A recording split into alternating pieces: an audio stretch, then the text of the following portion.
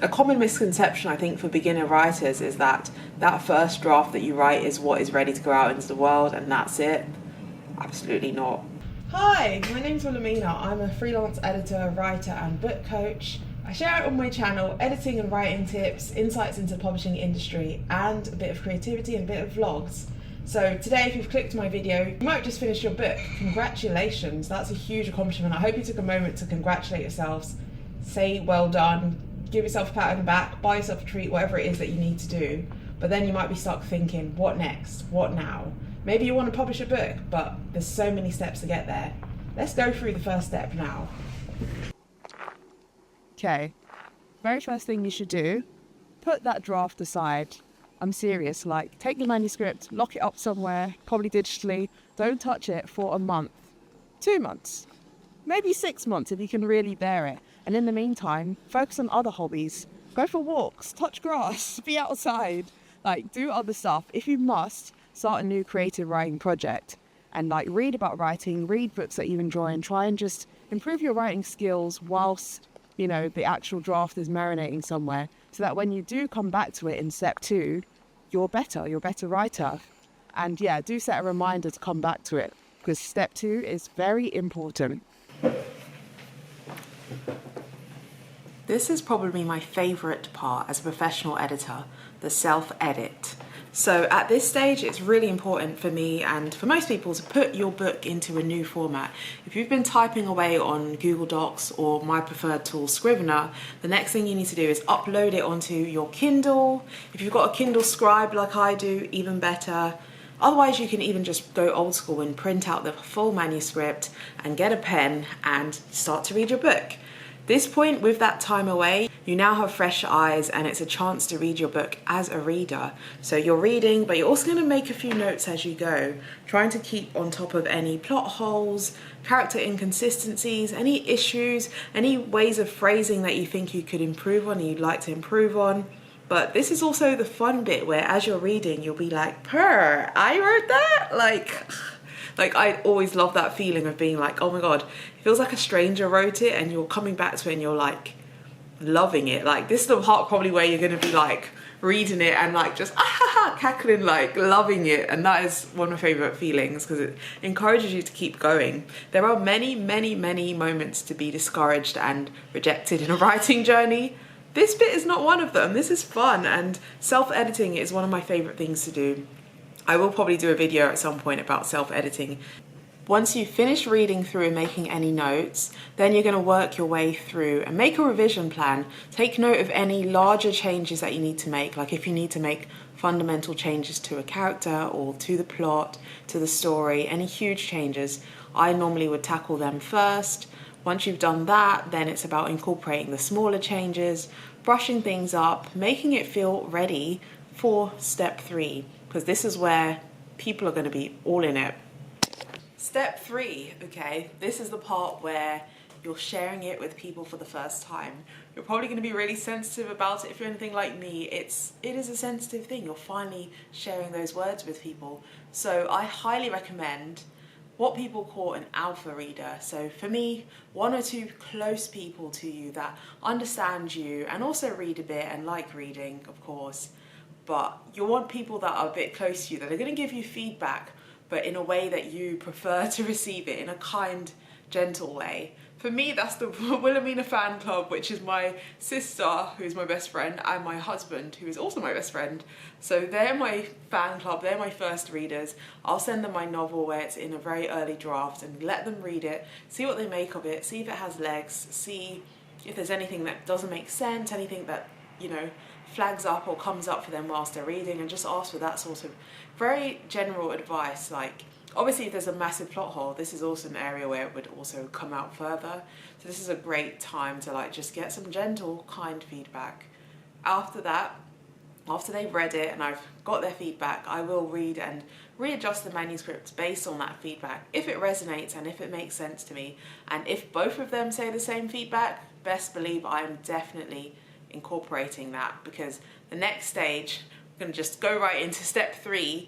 Once you've had the alpha read, it's the beta read time, and this is when you're sending it to people who might not get you as much, but preferably they're writers. Do you have a writing group? Do you have a source for beta readers? I know a lot of writing services and groups online offer like beta reader databases where they match people, connect people.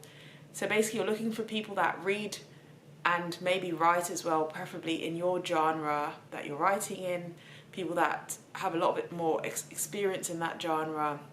Experience in writing in general is helpful too. Obviously, if you have an editor friend like me, then that's also helpful. So yeah, and I think that there's also some beta reader paid services. I don't offer that, but I know that some people do. So this is the stage where you've got strangers essentially, or friends reading your book, and they're going to give feedback that's a little bit more pointed, I would say. A little bit more experienced feedback generally is what you want from a beta read. I would say a good number for beta readers, at least 3, but maybe up to 5, and preferably an odd number. The reason for this is because you want to kind of have a balanced overview of your manuscript, and I think an odd number helps because say 2 people say feedback and 1 person doesn't, it might be feedback worth paying attention to, but if each person out of the 3 you give it to says totally different feedback, it becomes a little bit trickier to incorporate, and you really have to trust yourself and see what feedback resonates with you and your writing plan and everything. So there's sort of levels to it, and I also need to do a video about incorporating beta reader feedback, but I think it's really important to try and have balanced people at this point. And yes, that does mean you're going to be writing another draft based on the feedback of the beta readers. Then I want you to revise your novel again, incorporating the feedback which resonates, fits in with your plan, and makes sense to you, because you are still the author, okay? So it's really important to always remember that, but still be amenable and open to feedback. Another piece of advice I would give, just quickly, is that critical feedback never feels good, okay? It will never feel good, but sometimes even with critical feedback, setting it aside for a week or so, coming back to it, you can be like, oh, actually, I fear they were onto something, in my experience. Like, every time I receive an editorial letter, the first time I read it, I'm like, this is disgusting. Oh my God, I hate this. Hate everything. Writing is awful. I might be exaggerating, but genuinely, like, it's deep. It's deep. That's probably obviously my own issues, but after I set it aside for a couple of days, even just a day for me normally, I really come back to it and I'm like, okay, that makes sense, that makes sense. And then even the bits that don't quite make sense in terms of the feedback or suggestions they're giving, I can look at that and say, okay, this bit isn't connecting. Why is that? What can I do to make sure that the original message I had is now connecting? Do you know what I mean? So feedback is always useful, even if it doesn't directly apply to your manuscript. And okay, we've incorporated beta reader feedback. We're ready for the next step, aren't we? Okay, so that was my whistle-stop tour on what I would do to edit a book. So at this point, you're probably at sort of draft 4, maybe draft 5, and maybe at this point you're feeling confident and you're ready to start sharing your story more widely, and that depends on the route you want to go. If you want to self-publish, this might be the point at which you reach out to a professional editor like myself and get their support with more in-depth developmental edits from a critical and experienced eye. Or if you're querying agents, this might be the point at which you start to reach out to agents.